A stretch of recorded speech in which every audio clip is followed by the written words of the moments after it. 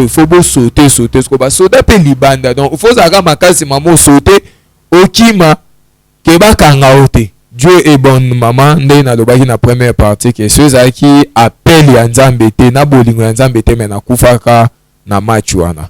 Parmi ba fille option na biso chérie na ngazaki na kati ngasko na ogete ke ba bomeli nga dibala na ngai nga pe na beti so garçon so na zui diplôme te nga na tumbi ondako bilia ki nga bikoki na kuiti na nga mama betanga sérieusement comprenez audace on est au type na beti sa préfère na biso garçon na sina biso ki yo inspecteur beta garçon na benga ngo baptême diambe pesa nga na bela 2 semaines na telemaka te nazaka na se na kati ya loyenge wana nana baninga ebele bakufa.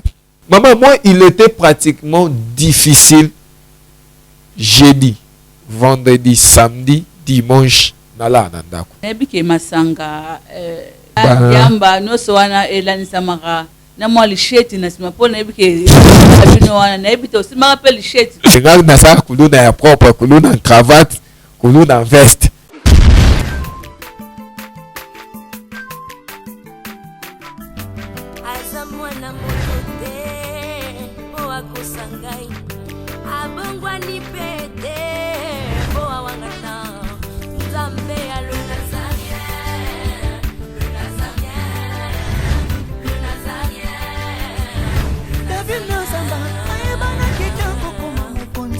La démission est belée, à l'andara pour ça, donc félicitations. 5 ans déjà, Eza est belé, les Nazaréens, parce que avoir une structure et tenir ne fût-ce que 3 mois, il n'y a pas en bas. Eza li pendant moi en bâté. Moi, ce que je vous demanderais, enfin, ce que je souhaiterais, Eza Karake, Bokine Lissous. Maman Tiffany, chapeau bas. Je sais que c'est dur, mais continue.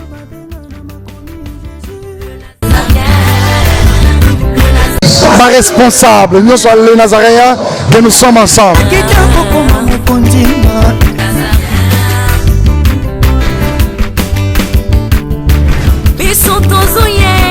Grande est ma joie de vous savoir nombreux et de vous compter nombreux en train de nous suivre sur le www.nazareentv.com, un site chrétien de notre baratang nous site ya solo site ya ban ensemble site c'est sakabinu na ba différentes émissions oyo et les kanaka na oyo sika bomolo tout ça sous na témoignage témoignage etenya émission oyo tombela kabino ba ike oyo ba expérimentaki autrefois makambo sango pakana moni satana melelo balongo su ngambo na bazana ngambo ya Yesu Masia nomati fana batanga nso babeta kamiso pai te po ba ko beta masala onde inezalaki na mozindo pe na mokuse pe na molai baka ona le Nazaréen po beta biso masala onde inezalaki bon lozo na deuxième partie ya témoignage to bandaki la fois passée elongo na évangéliste Eric Mbouyi mais yamba pesa bino mboto tokena ko sambele elongo na bino au travers le Humbo et la pensée de l'Éternel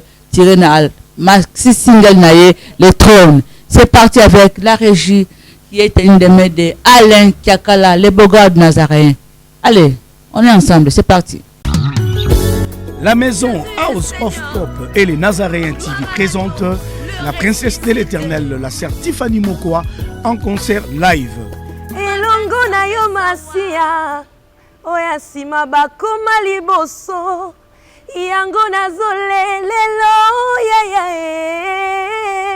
Shalom peuple de Dieu, c'est la sœur Tiffany Mokoa, la princesse de l'Éternel. Juste pour vous informer que ce 24 août, grande invitation à cette célébration qui se nomme Autour du trône. Un rendez-vous des enfants de Dieu, un rendez-vous de vrais évangiles. C'est parce que la Bible dit l'évangile parfait consiste à l'assistance des orphelins et des veuves. Alors voilà, la sœur Tiffany a organisé un grand concert. C'est samedi 24 août 2019. À partir de 14h30, les lieux Tokozala Awa, na village Timba. Donc le rond-point Foresco Moana. Nango Koyama Bongo Pambate, et un concert de charité pour soutenir les orphelins. Justement pour redonner ce sourire à cet enfant qui pleure quelque part, c'est $5 seulement. Mais vous êtes pas obligé de vous limiter là, vous pouvez ramenez plus que ce que vous possédez. 5 $ de participation et moi aussi je viendrai avec ma contribution. Tokozalana pona koyemba, pona kosambela, pe pona kobina na banzembo lokola. Amen. Adonai. Kembo alléluia. Hosanna na Yahweh lele. Ding ding ding ding ding ding. Lobo kwanza meza mokuseteo. Koluka yoe ngana kotika teo. Nazana papa teo, nazana mama te, mais nazana papa na lola e. Lieu de vente des billets, église Cité Bethel Centrale, Limité, Première rue, village Ntemba, référence rond-point Forestcom, Silhouette Télévision et les bureaux de Nazaréen. Numéro de contact, plus 243 89 68 38 025 81 28 94 683. Donc boya ebele na bana en famille pour être trop na nzambe bozala en face na biso. Merci, que Dieu vous bénisse. Merci Nakoli qui était l'homme Salbino et Sengo. C'est une façon pour nous de dire merci à notre Dieu, lui qui est le rémunérateur de ce que les cherche, lui qui a permis à ce que nous puissions te compter parmi les vivants. Yangona te commissaire au travers cantique et bongo sans plus tarder na kiko tourner vers invité nanga mokolo lelo à la personne ya évangéliste Eric Mboya qui je dis shalom. Shalom maman Mariam. Comment ça va? Oui, Dieu fait grâce, tout va bien. Un bonjour pour tous les téléspectateurs. Un grand merci à tous les téléspectateurs, auditeurs, auditrices, les Nazariens, Kimia Yanzambe na mabota na bino. Voilà, merci. Les lois a été mis à Mibale. Tobanda qui témoignage évangéliste Eric Mbouyi. La fois passée, il y a Kola qui n'a pas la moko à turbulence. Il y a Azalaki comme la Masanga. Si yakoba qui n'a ni quoi comme la Diamba, Azalaki Mukala, Yakobengela Kabaya Yabasi, Azalaki tout un tas d'histoires. Mais tout étant, tout en étant moins en d'accord. Mais ce qu'il faisait, dans résumé la première partie, bah parents naé, bah bandé koye bah te soka ki bisika oyo akoma ki na stade, bah le bosso pour naé amela le pipi te pe diamba évangéliste te soka ki bisika ona moi marche derrière muke poto ko bana eteni ami balé kuno. Merci maman, moi marche en arrière muke na dobaji que na suka ki kaka na komela cigarette ité, na koma ki na étape ya komela diamba. Et Diamba nanga pour la première fois na melaki yango na stade. Je me souviens na stade de Martyr. Bon zaki mbala liboso po nanga kokota stade te. Na bandaki déjà kokota stade kaka na bayaya. Tozoki na stade ba match vita imana. Nazoki na stade mais koke nanga pe stade baboti banda oye bate. Ezaki kaka ya obata malwa mama obi matongo, papa bimi otika lobi ke boke stade bozonga fa bango baya. Une fois maman ayoki na remarque to se préparer to ke stade beninga mato lobi na ngana lingo ke stade te. Stade za mambo ebele ngabi yo somo na ngana ke stade na wangani. Mais conseil c'est dit que na kendaka na wangani na ya stade. Dieu est bon maman ndé na lobaki na première partie que ceux qui appellent ya nzambe te na bolingo ya nzambe te mais na kufaka na match wana. Ba Congolais baebi etikala un mauvais histoire na match à vita imana ya couché. Tokendaka stade biso bata vita popero dans on supporter avec club match avec club na zangate. Toke stade match imana bando mené biso ba supporter sa vita to siliki. Batu bando bwaka biloko na stade tozo bamba biloko bayo tinda ba soda ba yé. Ba bando beta gaz lacrymogène.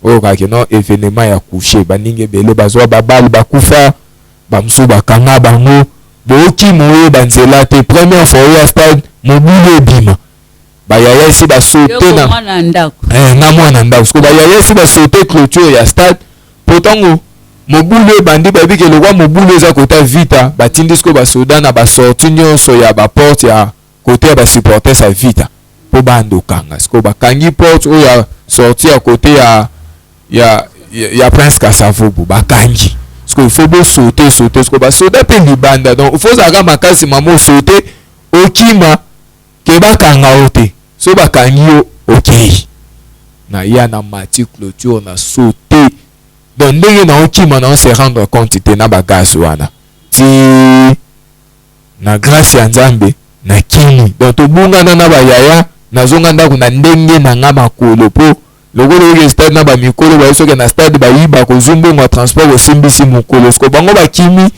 direction inconnue yo mpo okimi direction inconnue donc moto akosunganga na transport azalaki te nazonga makolo ediamba nakomela yango na match ya Léopard. Je me souviens ezalaki match ya Léopard contre Uganda, match à 4-0 nde wana ntango nafandi na Colombie pour ma toute première fois mpe nafanda na Colombie mais nayebi lokwa nakenda stade nayebi ke babengaka Colombie mais kofanda esika nano nafanda te.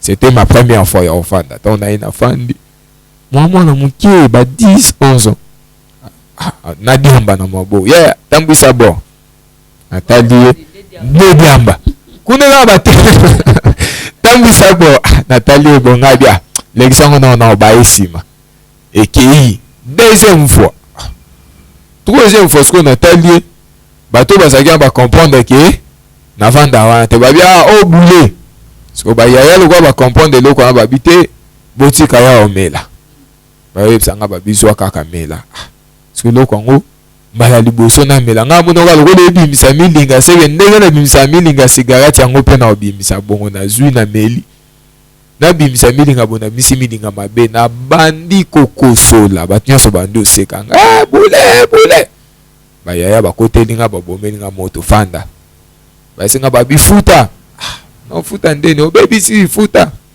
na zwi 1000 francs na pesi basombi diamba musu basenga babiyo mo banda bomekila po mbongo eza ya yo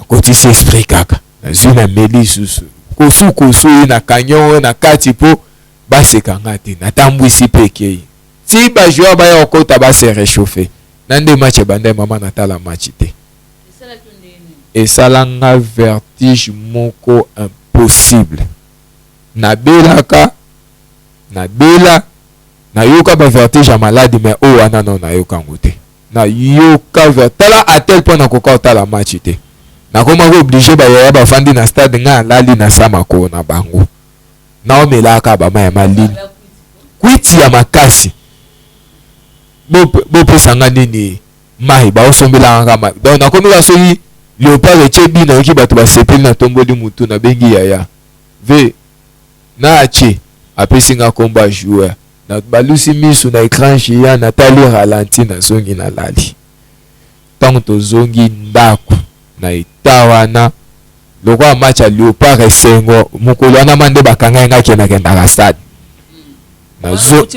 na kuti mama esayi biliaki nga bikoki na kwiti na nga mama betanga sérieusement abeti nga lokwa mpe nazali na kwiti bon nakotika na lali ntongo etani mama na bela j'avais fait 2 semaines nayeba première fois nabenga ngo baptême diambe epesanga na bela 2 semaines na telemaka te nazaka na se mama mpe alobi na nga soki okokufa kufa moto akokende na hôpital aza te moto akopesa okisi aza te nakomika so mutu pasi natindi baleki ate mpa bavoisin mpa bayaya basombelinga plaquette ta moso ya paracetamol batindelinga nameli nalali so natoki nayoki mwa bien na fandi donc tous ces 2 semaines makasi ya kotambola eza te j'étais vraiment abattu parce que zelo na mesana nango te nake nakutana nango non seulement na meli na magasine milinga parce que na domaine wana na mwa temps mokie na meli biloko wana moto azomela cigarette to diamba ye aza bien ke yo moto ozo respirer milinga obimisa donc na respirer milinga tellement ebele nazonga de manière impossible yomona bato bazaka na Colombie so otala ta match na TV omona bango mingi bazaka to lopolele mamlokola mito esaka bien te ezaka bango te c'est sous les effets ya biloko bamelaka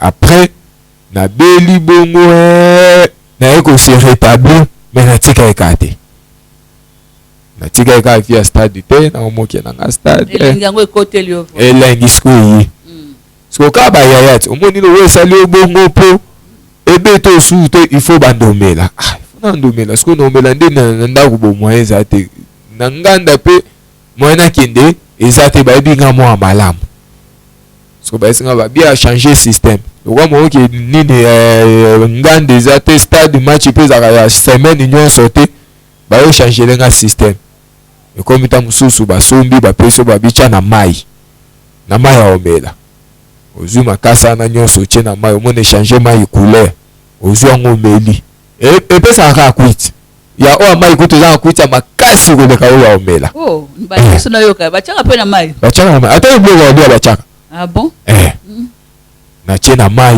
na meli kwiti wana so oyo nakoti nanga na ndako nalali malembe ti moto okomomesa na sikoyo moto ntango akomomesa na ali nakomi indépendant donc ata nake stade na omo préféré utunake vanda na Colombie ke navanda esika bato nyonso bafandi. Maman peut remarquer que bande da komela diamba. Elle a remarqué? Bon, diamba a remarqué te siko eyaki eloko ya ko couvrir siko diamba nangezaki masanga.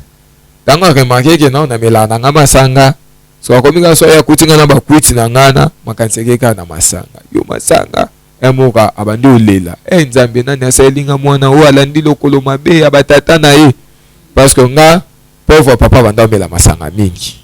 Yemo pe mama avant ye banzambe abanda mela masanga. Mais bien ce que ya mama ezali ke abanda mela masanga na barate. Mama ko vanda ndako bwa bimisi mbongo boyo bosombela ngabo ke bosombi pe odana omela prémisse. Bosomi mama ko mela 12 bouteilles ya fandi bona ndako. Amedi 12 bouteilles sur no bolongo la sisi azu ali a telema koti na chambre ke lala.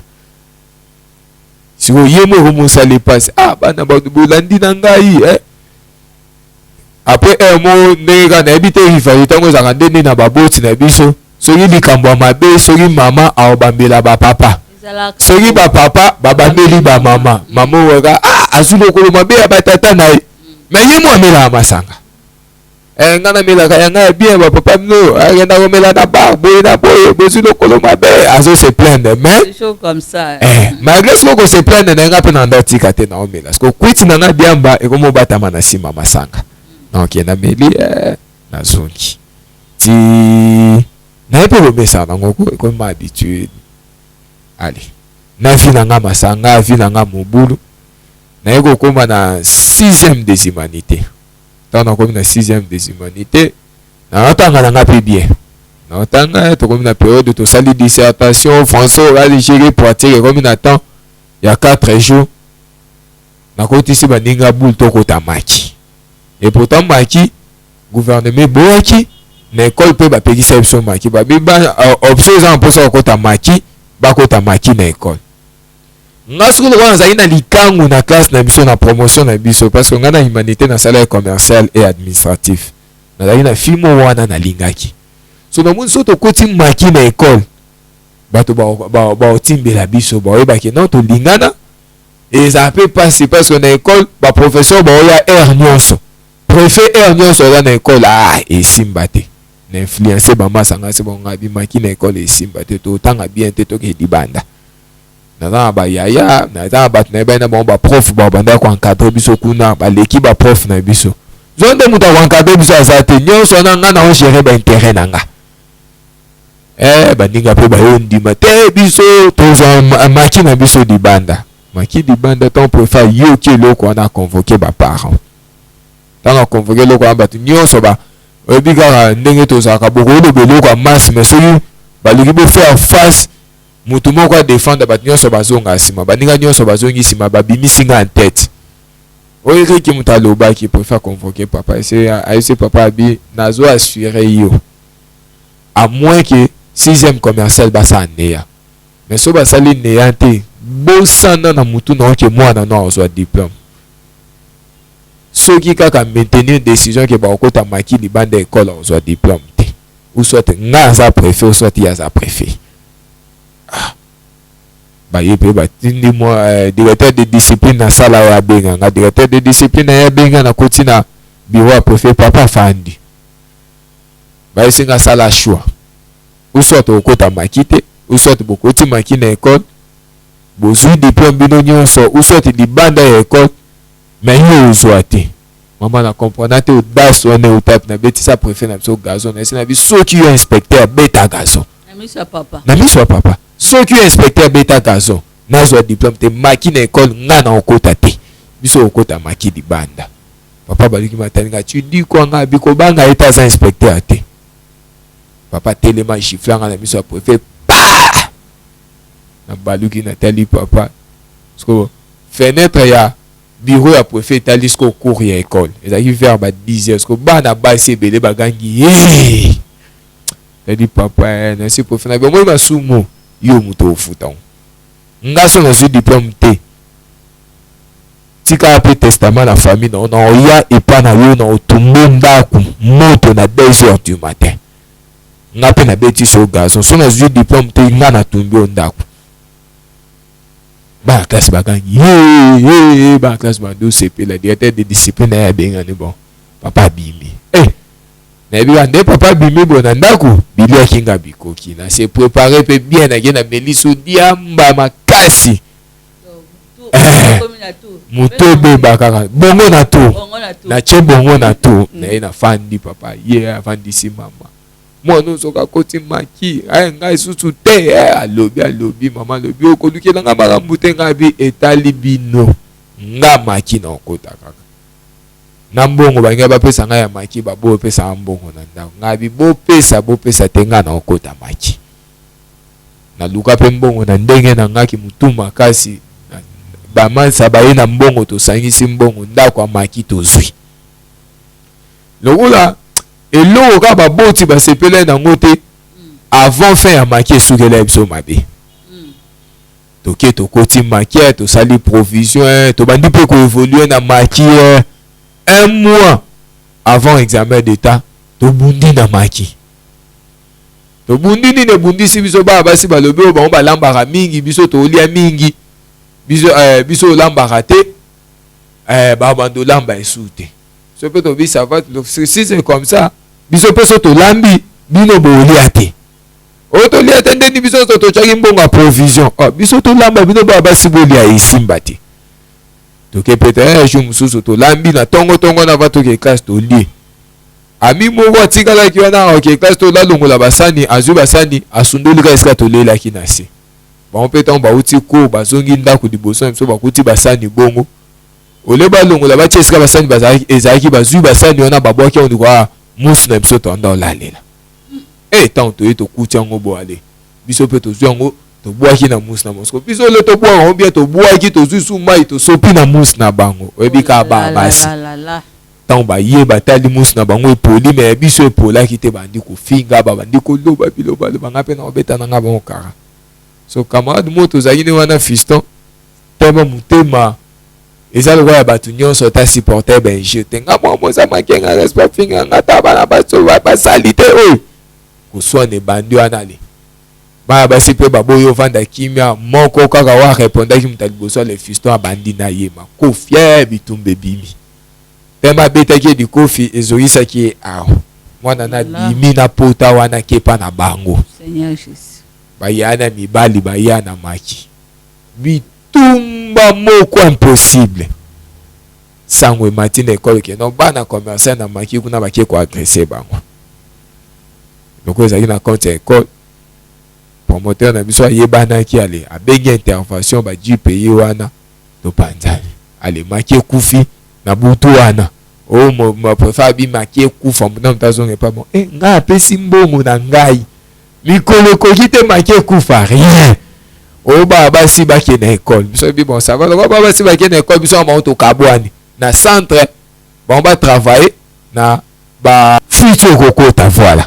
biso fruite eya te topesana na bango bareponse te totikali bongo so nga na o regrete ke babebiseli nga makambo na nga mpo maki na nga ezalaki maki te ezalaki lie ya bolingo na ngai na basheri te mpo nakota maki nde na sheri na kati parmi bafille ya option na biso sheri na nga azalaki na kati nga sikoyo na o regrete ke babomeli nga libala na ngai epesi nga esu kanda na ye koyina sikoyo baaklase na biso nyonso ya basi na yo tikalaka na fille wana Arlette tocontinue 2 semaines avant examen d'état na ese na biso otikalika na maki na ekole nga na otokabwani oyo sikoyo nasaninga lobaka ke epai bino babimaki tozonga ndako me oyo bandi oyo alala koto na maki ye patali intérêt bolingo andimi me Moi baninga mibale misato bayebaki azongi ne pa bango te ayezongi na maki koto bango batali biso totikali muninga ke kuna seke yeba ndo pete ba réponse biso ba opesa biso tali bango pe bakimi maki oyo biso tozongi na biso bandako babotisa biso babi tosonga baye na maki koto to continue pe ti tokenda sa examen mama nakenda sa examen d'etat na kwiti moko kobanga item nyonso anga gazon na bete na préfet ko préfet na biso asaleli mwa mabe bana classe biso nyonso anégocier bango local moko ba travailler na bango en collaboration nga na école na biso na commerce na ndokota na local nga moko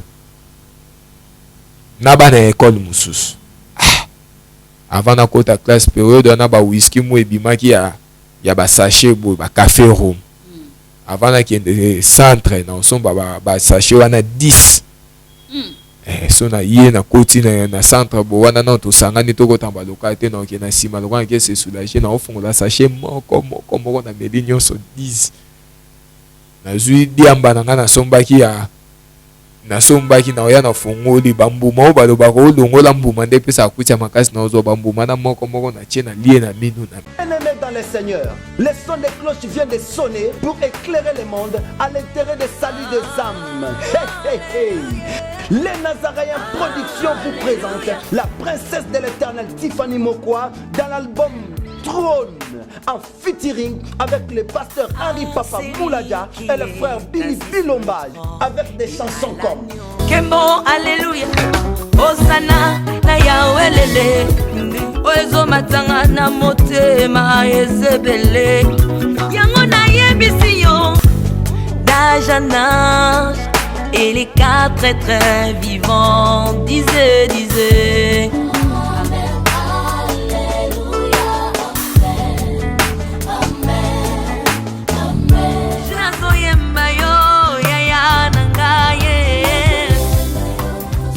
Yozali Isolo nanga ya tango pasi ya. Procurez-vous massivement de cette œuvre à travers les plateformes de vente et de téléchargement telles que Les Nazaréens TV, Amazon, iTunes, YouTube et autres. Hey, hey, hey.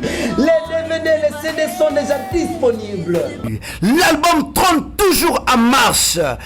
Déjà en France, appelez-nous au plus 33 65 93 16 781. Mamae, Bateau France, ce n'est pas encore fini. Comme je le disais, contactez-nous au plus 33 65 93 16 781. Une seule adresse. Au numéro 112 de l'avenue Songololo, croisement Prince Kassavoubou, dans la commune de Kinshasa. Que El Shaddai vous bénisse. Na koti na auditoire. Na yango na café room ne so sangi. Nyonso na sangisi na esko na koti wana na okipe ko tuteke nazana nini te. Na o na ochate na osenga réponse na ko. So elongi kana na ngo. So tali fo bango pesa ka réponse. Pour na osengo réponse na ko na so pesa réponse te so to bimi na obeta o. Et à part à 7e mesate. Bon peu maintenant na zo intimider ba classe m sauter. Na ebi pete ki aza makasi koleka nga to te. Moi je m'en fous nga l'essentiel ka ke mutu eza na tour et commandé. On va pe ba ya obanga ba opesa ba réponse et si le to bimi. Et comme il peut o doit na to c'est ba résultat malgré to c'est ba résultat mais via baba réussi la teso se multiplier kuto koleka. Niveau ezo mata. Niveau e mata ole na s'arrêter malgré ba canet na ndozo na ndako nga na o mata. Na o mata ton na komi na 6e ango avant même résultat examen d'état. Je me souviens peu à son âme Mosali Nzambe wana le pasteur Funi Nicolas. Un jour de passage à le Kanababa na biso moninga liboso le pango apesinga bonjour bon garçon ngandimi bonjour.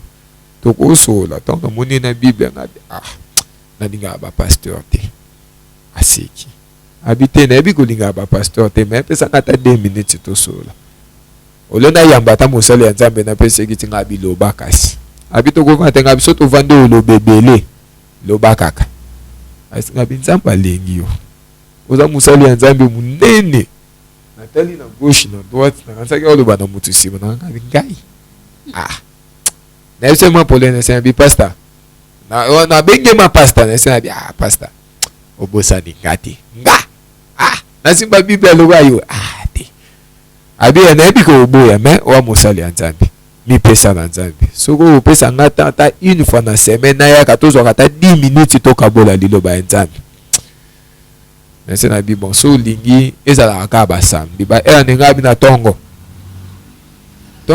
ni soko ya zaka na église na masina mais ya bando va na livulu soko na opesa papa bato na ebi ka ke no livulu a moyen koma koto avant 8h ezate mais nga zo obligé que non ma solo yanga na avant 10h to za to 6h pour après 10h moyen solo na ngezate mais le papa là motema ya ko gagner ka amezaki papa na koma ki obligé azoya à tenir culte vendredi na église na aolala na masina juste ka po kutana nga samedi na tongo na 8h azoya malgré mateya na mais akoya mateyo bo mama Mariam akeyo vandi mobité non ça bopwani suka bandinga baye ya kolanda biloko ante ba omba ka bo bado bana batuka mamobo bangisa abatu zamba ompa oya na elelo te yo moko za banda lo bana biso Jésus revient bientôt ya lelo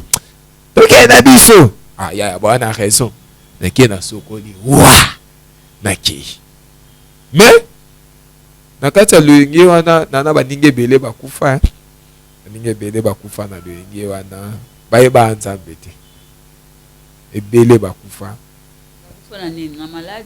bon bamususu babelaka mais majeure partie na bango babela bakufa mais na okoma wana po bamatanga na bango nde ya oyo asuka nde matanga na esalaki no na ya obongo la motema na yoka mate ya papa na souffra si je compte bien ça a plus de 5 ans ya oyaka olanda nga chaque samedi azangisa ate aya oteyaka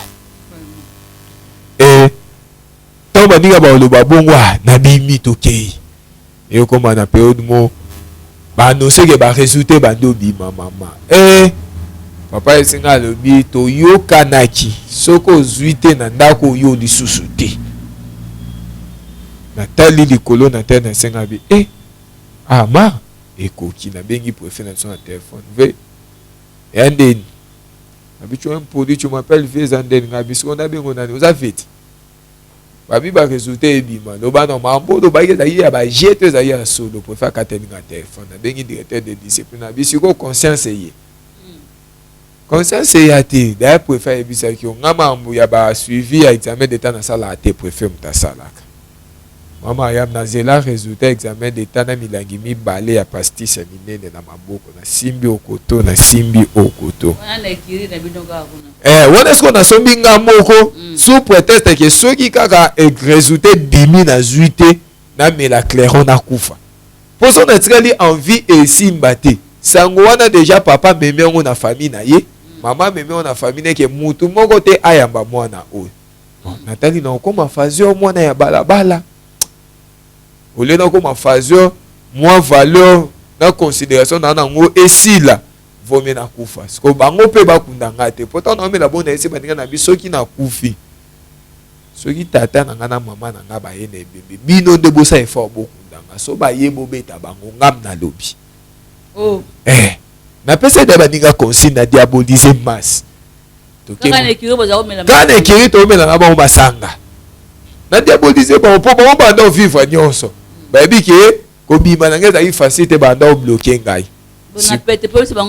nayebisi bango na biso bongo esi nakufi na nga ntango baobeta bango naoyoka na nga mpasi wana te donc nayebake non le diable est tellement mauvais vraiment mauvais nga banda omona nga neti bandeko ebele baolanda témoignage oyo nayebi ke eta mosusu baoloba aloba bongo mpo ya tiki semblaki mama na temps wana c'était pas facile muta ebisanga ke masanga ese mabe na yoka na ndombo nanga masanga ki eza kitoko mingi koleka cigarette na ndombo nango avantage même diamba na yango soki oke te ya mutu azomela diamba masanga aboyo yoka yo continuer ya koprier persévérer na ote ya un jour nzambe osimba motema na ochange amen na continuaki.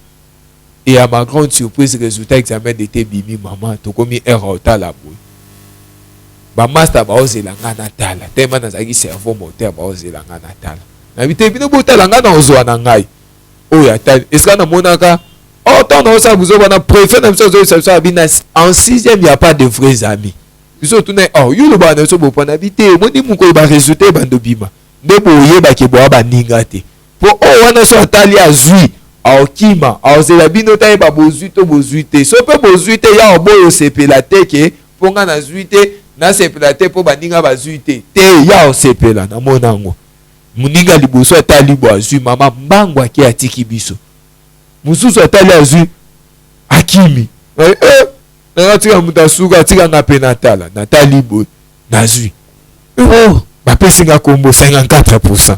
Baninga bazai na sima nanga babi rien biso photo mata to tanga kombo na ba matima batangi na zui ta na zui milangi na yaki nango ya miboma nango ya whisky na bwaki na mabele na bwaki sko misu liboso na musika na moni papa zoya na camarade ne balati bien examen d'état na biso bimaka un samedi alati ma bien ba cravate na ye ba veste noir ba ok fête na talika na musika na moni papa ne simba masa na bish na kati si prince na contourner na ndenga sima mukongo na ye na zwi bidon pour da toi et moi munene mama na bwakela ebote na pikoli couvercle na ngana mino etikali liduso na pamba papa sutuka kata sima mukongo pour de so pana nzoto na vêtre tango baluki boy mais c'est la vie j'ai réussi va dire à Hilaire que j'ai réussi on a va dire à Hilaire pour faire na biso mais c'est va dire à Hilaire que moi je réussi Nathalie camarade moi bandoya na ndaku papa JP na yambi singa félicita so chedo bo na poche ba bisi $20 pe singa ngabi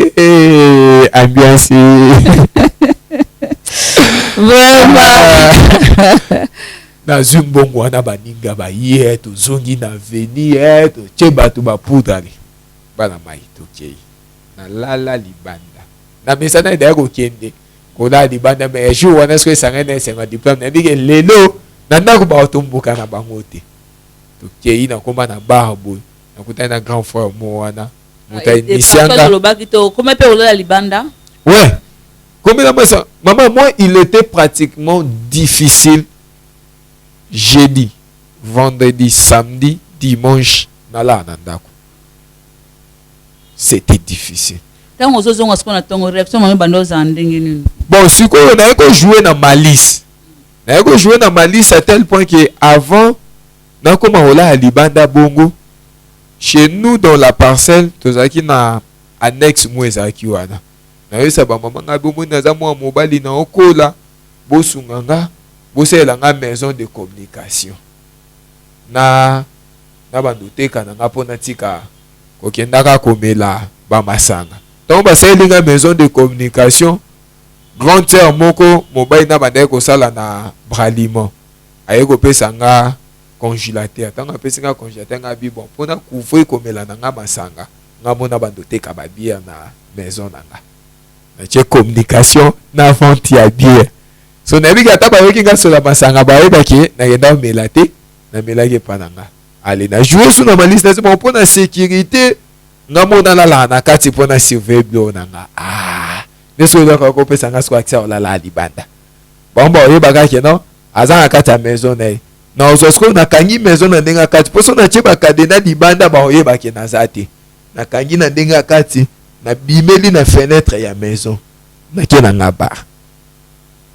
na keyo ba 2h 3h du matin de na olongwa bar na ina zongi na sauter sous fenêtre na koti na lali donc ba otokenga na tongo na ofungola sko na ndenga kati nde mutu na lala na kati mena ina tongo en tout cas diable za somo ndenga bebisa ki bomo na et par après qu'est-ce qui est arrivé donc après ça on a eu diplôme l'homme de Dieu a continué koya côté yanga na bandi ko zo sikoyo conscience que il faut na sambela mais ko kenda on peut l'église ezaki a forcer donc pendant que l'église soka yé samedi a insisté que lobi to mona na église ne na ki soka forcer te na okete so tant nzamba liya bando zonga na kota église Satan a eu télémisé la maman comme le obstacle. ekomi so na ki église nazongi mama ifo abetanga okosi et pourtant tant na ogende na osa ba ambiance wana ezali soki mukolo wana ya akutani nanga nde na kwiti nda beti parce que komi ya église aomoboya oyo kokende na binzambi te binzambi wana église de réveil po ya banda osambela na catholique binzambi wana nde ebebisa bino makasi koleka so ningo osambela tokendaka catholique mamu tuna moko évangéliste Eric Mbuyi nebi ke masanga yamba noso wana elanisamaka na mwa lisheti na sima po nebi ke bino wana nebi to sima pe lisheti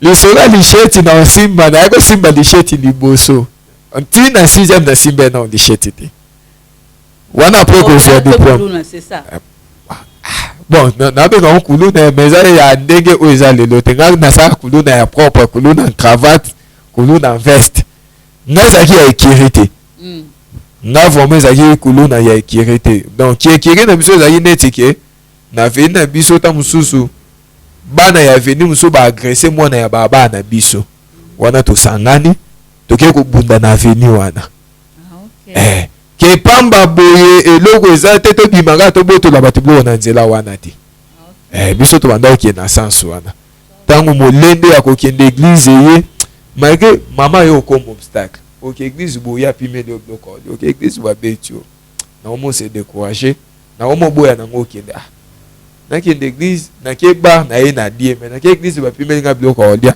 na baye na fandi ti jour muso pasteur ali nanga bisika mama muta opekiso sala effort okutana naye mama boya c'était difficile akutana na pasteur wana mais un jour na grâce à Nzambe abimaka pete et considère que mosala Nzambe ye bakutani tango bakutani nzo ande bayebana kala bavanda mboka moko bakola mboka moko basa ba parenté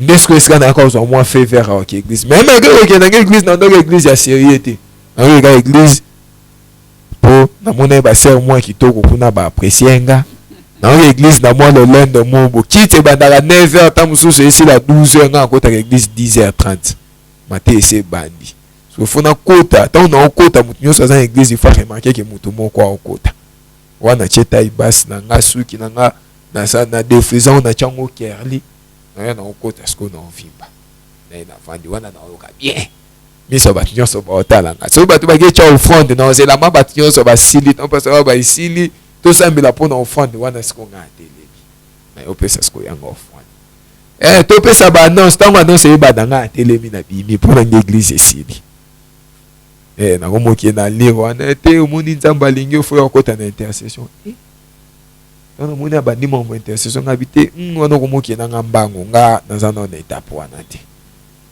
na bandi première année graduat deuxième to sous le longo na ekiri ya romelaka masanga komisko ya kobundaka. Merci évangéliste Eric Mbuyi au commune ekiri ya kobundaka wande za kosuka lelo vraiment un conseil siko pona balanyos balandio o bazana bana baza ko vivre situation o yo banda ya kosala ko pesa mama mutema pasi okoloba na bango ni bilenge lokola yo. Na bandi nano na bilenge mibali lokola nga ndenge na lobaki on kati ya témoignage tant mususu tango ozo sala yango ozo mona ko eza bien oza ganki. Je ne le dis pas pour vous flatter to pona ko intimider bino na uti na monde wana na uti ngape na banda mona ba avantage on ataka na biso que non ya un homme de Dieu à qui je fais souffrir pour ate yanga liloba ya Nzambe na banda mona ko eza ki bien mais eza mabe parce que eza ba conséquences même bango batu ba osala ngwata na lisolo ba mona ke eza na baninga na bango oyo bakanga bango basala prison même na ba TV tozomona ngo bazokanga ka bango nga Nzambe asalanga mwangolu malgré cette vie là Nzambe a récupéré nga soki yo continuer nango tu ne sais pas quand est-ce que tu vas mourir na loba na batu ke non attendez to loba ke Yesu azonga ne lelo te mais liwa ela karate okufa lelo okufa na etanini donc batika efuta te nga asali yango plusieurs années nazolango salaire te nazu médaille te eza litomba te batika mais pour le parent oyo bana baza na vie oyo nga na pasa baremarka malgré kowangana parce que eza facile te mwana osala mabe otuna ya ndimaki nasalaka towanganaka kaka mwana azowangana seke baboti wana nayosa bango bayebana te boloba maloba mabe te bokontinue kopesa bana toli bobondelaka mpo na bango. Nzambe aza na ndenge azwaka mutu na mutu. Force ya bana eza baboti moboti soki osokoli maboko eza lokola okabi mwana olivre mwana, donc bapersévérer na losambo accomplir tâche na bango ya baparent kopesa toli. Je sais que un jour Nzambe alokota nga dans le monde aolokotela bango bana pour apesa bana valeur o Nzambe opesa na bayai. Merci beaucoup, évangéliste Eric Mbouyi, Lelo dans le Seigneur, vraiment pour votre information. C'est un grand intercesseur, bien de Mozolandangai. On a sujet de prière. Évangéliste Ponayo. Personne n'a téléphone, on a sujet de prière, c'est bon de la charge, j'ai dit dans l'enseigne. Ah oui, Mtakamba Kabiso, vraiment, on a un problème, peut-être, moi, je me côté, Balbaka, le beaucoup de monde, la longuité, pour ce sujet de prière, n'est pas évangéliste Eric Mbouyi, à cause d'un peu en charge, le numéro de contact dans les amis. Plus 243 89 550 27 40. Plus 243 89 550 27 40. Et ça peut sur WhatsApp. Et notre numéro plus 243 82 340 31 09. Plus 243 82 340 31 09. Merci beaucoup vraiment pour nos requêtes nayo ba problème nayo za na mopenza nzambe tizare ko tona mingi pona mabondeli akozanga te kosunga yo kobosa na te événement saka moko ya le 24 août concert humanitaire wabino la princesse wabino la députée wabino mosai na nzambe wabino ndeko bolingaka mingi ako prester pour la première fois en live sorti album Trône baliboso abeta en présent en live rosala conseil humanitaire l'occasion ba orphelin nyonso ba déprimé nyonso ba délaissé nyonso ba abandonné nyonso tokoza mokolo et oza pona kosunga ba orphelin en collaboration avec c'est-à-dire le Nazareth en collaboration avec House of Hope aux Aténina demain ya mama Neikabo to pesimbo ta passa à partir à New York vraiment il peut à cause de la mokolo na concert wana de tokozanga te kokomisa nzambe na oyo koleka na mokolo wana to ngamba toucher na bakata monzo. N'hésite pas de faire quelque chose, tu as quelque chose à envoyer, fais-le sala koli timbela biso penza bano bazonga classe na mois de septembre le lingue yango et c'est le plan bobatanga po bobatanga de l'occasion pour bango auto kozwa toko sabango na classe ressources bazonga so esanga kozala nde bazaka na baboti na bango wa pona boto sikolo le fo ezate. Donc, il m'a pas moi jouer à nos bangaki. Tout ça fait faux. Le tout ça on a troisième partie pour la logique sur le lot. Quand c'était témoignage bandika le lot. Tu vas dire qu'on depuis la fois passée aux alliés deuxième partie na yango. Sur le lingo la neteni ya yambo. Kotaka na Nazareth. Au comment na eteni ya yambo. Oza continuité, c'est-à-dire deuxième partie nde to sali yango lelo nzamba pamba bino pour la disponibilité na bino bo possible pour na kolanga chaîne kitoko bolinga mingi le Nazarien mbala sima susto kutani na numéro ya misato pour na témoignage to sali. Ciao évangéliste. Ciao. Na olia bakiti na ba mesa atanya ukondoko na mona yo na chayo na mwamba. La minute on a 4 à katika saga vous. Oui, alors est-ce que tu bonjour. Boni. Et le côté et puis qu'il y a mon bureau à travailler tes micros. Donc dès que ça on a eu galère na niveau 0. Tout ça là boy. Ngai naza na mbongo vraiment mingi te. Mais nazo tchela bino moi mukio naza nango na agence moko boy Nazareth. Caritas c'est du sérieux. Oh. Maman, comment est bon donc yo pesa au futi mbongo pour na partir à poto biso to ya to jibilo. Na bengi ya Scotty. Agence moi ifungami comme na Nazareth. Na kufie. Agence lisusu. Ndeke sansu mulongo kuna. Pour nous là susu. Kuna eza mambo mulongo te. Ye si afuti mbongo kuna partir à poto biso tozo ke ko récupérer biloko oli. Ah tika boyeko. Yeso mona makamba bongo na monte. Bat papesi mbongo kuna biloko ke récupérer biloko oli na agence. Ezalaka. Mais yango bandi. Maman. Dès nanga yebisi ngai mais na ndimité na lingi na mona ki mona beso po likamba boye na monde na ne salamate. Maman yebisa ngai. Ba pesi mbongo kuna biso to récupérer biloko kolia awa. Ya solo boutique Nazareta ezali boutique où ezali à distribution ya produits alimentaires. Ah! Fali poto sunga bandeko oyo même ba oyo bazana na peu de ressources. Comme nous avons été à niveau à Kinshasa, même avec un petit rien. Donc, à partir de $10, $15. Donc, si vous avez un bon côté, nous devons nous porter au Sungayo, à Ozuga Blogolia. Eh, Maman Nazareth, Tanzamba Pambola, Bakse Mikole Bele, Awa Nasena Mokili. Et bon, Awa Tuzawa, Potoyeba, adresse à Awa. La boutique Nazareth a été ici à Koubungate, Toza Sir, avenue Monkoto numéro 1, direction Elengesa. Face à face na église catholique Saint-Vincent. Ah, direction Elengesa, Monkoto numéro 1, à face à l'église catholique Saint-Vincent. Ah, Saint-Vincent d'école. Bon numéro de téléphone, vous allez monter. Déjà, vous avez un 3 numéros pour Paris, vous avez un numéro pour la Suisse, vous avez un numéro pour la Suède. Ah! Non. Nazareta. Nous allons la Congo Sili. Julia, nous allons kangisa kia fufu. Eh, ya modé, yo bandika na fufu. Oui, pour la Nazareta, tu as un système en bimbi, dans Bongo Shingo. Bon, ok. Vous allez Silio. Ça c'est du sérieux. La maison House of Pop et les Nazaréens TV présentent la princesse de l'éternel, la sœur Tiffany Mokoa, en concert live. Elongo na yo masia, oya sima bakoma liboso, yango nazolelelo, yeah. Shalom peuple de Dieu, c'est la sœur Tiffany Mokoa, la princesse de l'éternel.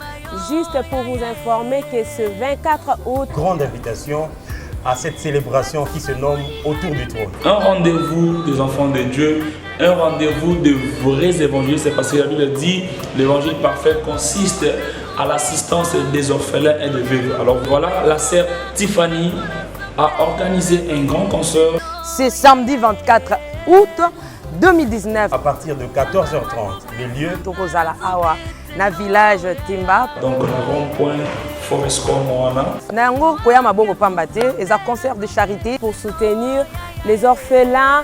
Justement pour redonner ce sourire à cet enfant qui pleure quelque part, c'est $5 seulement. Mais vous êtes pas obligé de vous limiter là, vous pouvez ramener plus que ce que vous possédez. $5 de participation et moi aussi je viendrai avec ma contribution. Tokozalana pona koyemba, pona kosambela, pe pona kobina na banzembo lokola. Amen. Adonai. Kembo alléluia. Hosanna na Yahweh lele. Ding ding ding ding ding. Lobo kwanza meza mokuseteo. Koluka yoe. Ngana kotika teo. Nazana papa teo, nazana mama te, mais nazana papa na lola e. Lieu de vente des billets, église Cité Bethel Centrale, Limité, Première rue, village Ntemba, référence rond-point Forescom, Silhouette Télévision et les bureaux de Nazaréens. Numéro de contact, plus 243 89 68 38 025 81 28 94 683. Donc boya ebele na bana en famille pour être trop na nzambe kozala en face na biso. Merci, que Dieu vous bénisse.